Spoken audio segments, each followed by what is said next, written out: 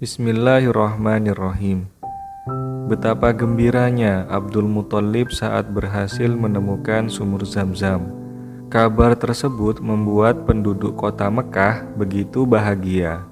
Namun, sayangnya kesempatan itu justru membuat mereka buta oleh nafsu.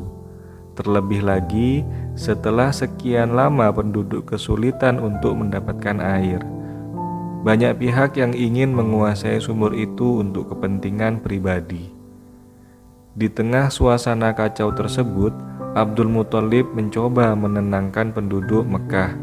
Namun, mereka justru malah berkata kasar kepadanya. "Wahai Abdul Muthalib, apakah kau berani menghalangi kami, sedangkan kau sendiri tidak punya banyak anak lelaki yang dapat menjagamu?" ujar seorang lelaki. Abdul Muthalib yang mendengar hal tersebut pun begitu sedih.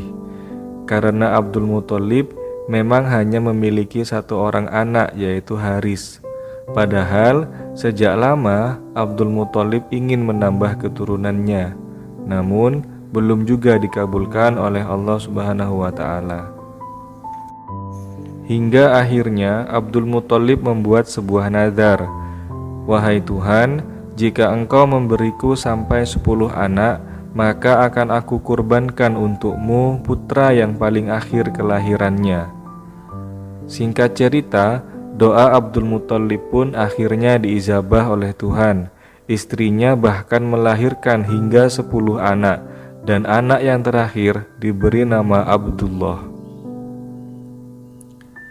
Dengan membajakan hati, Abdul Muthalib menuntun Abdullah menuju sebuah tempat di dekat sumur Zam-Zam yang terletak di antara dua berhala, Isaf dan Na'ilah. Di tempat itulah biasanya orang-orang Mekah melakukan pengorbanan hewan untuk dewa-dewa mereka. Namun, masyarakat semakin keras menghalangi Abdul Muthalib melakukan niatnya. Akhirnya, kekerasan hatinya pun luluh. "Baiklah, aku akan mengurungkan niatku. Tetapi apa yang harus kulakukan agar berhala tetap berkenan kepadaku?" kata Abdul Muthalib. "Kalau penebusannya dapat dilakukan dengan harta kita tebuslah," kata Mughirah bin Abdullah dari suku Makhzum. Setelah diadakan perundingan, mereka sepakat menemui seorang dukun di Yastrib.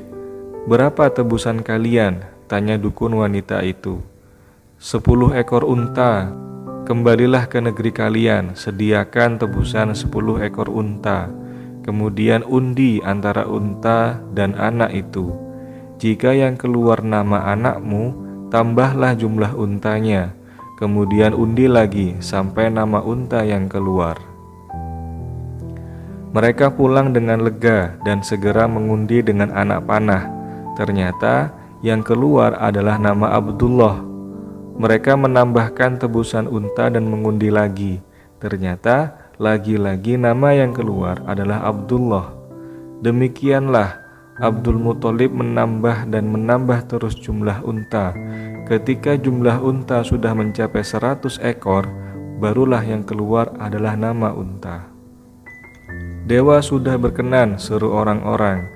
"Tidak," bantah Abdul Muthalib, "harus dilakukan sampai 3 kali. Akhirnya setelah 3 kali dikocok, yang keluar adalah nama unta. 100 ekor unta itu pun disembelih dan dibiarkan begitu saja tanpa disentuh manusia dan hewan, karena mereka beranggapan bahwa unta itu untuk para dewa. Diriwayatkan dari Rasulullah bahwa beliau bersabda, "Aku adalah anak 2 orang yang disembelih." Yang dimaksud oleh beliau adalah Nabi Ismail nenek moyangnya dan Abdullah ayahnya sendiri. Demikianlah, bersambung ke video selanjutnya. Allahumma sholli ala Muhammad wa ala ali Muhammad wa ala ahli baiti Muhammad walhamdulillahi rabbil alamin.